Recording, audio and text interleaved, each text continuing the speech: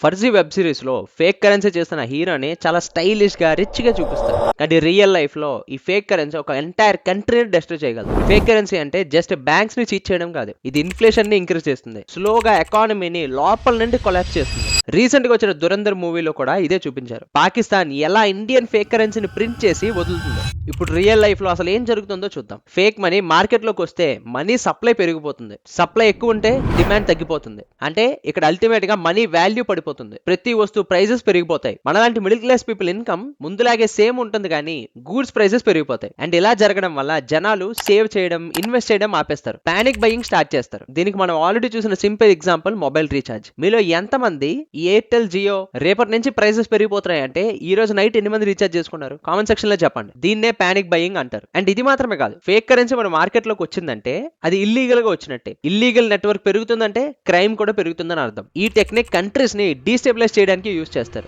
Worst part ఏంటంటే ఈ fake currency వల్ల మనలాంటి మిడిల్ క్లాస్ పీపుల్ కే చాలా ఎఫెక్ట్ ఉంటుంది. ఇప్పుడు ఇది మోడర్న్ వరల్డ్. ఇంతకు ముందులో ఎక్స్ప్లోజన్స్, వార్నింగ్స్ ఇలాంటివి ఏమీ జరగట్లేదు. సైలెంట్ గా జనాల్ని ఇంపాక్ట్ చేసే ఈ ఎకానమీని డెస్ట్రాయ్ చేయడానికి చూస్తున్నారు. వరల్డ్ లో ఒక్కసారైనా కరెన్సీ మీద ట్రస్ట్ గాని పోయిందా, ఆ కంట్రీ స్లో అండ్ స్టడీగా లోపల నుండి కొలాప్స్ అవడం స్టార్ట్ అవుతుంది. ఇలాంటి మరిన్ని ఇంట్రెస్టింగ్ వీడియోస్ కోసం ఫినాన్స్ పాఠశాలని ఫాలో అవ్వండి.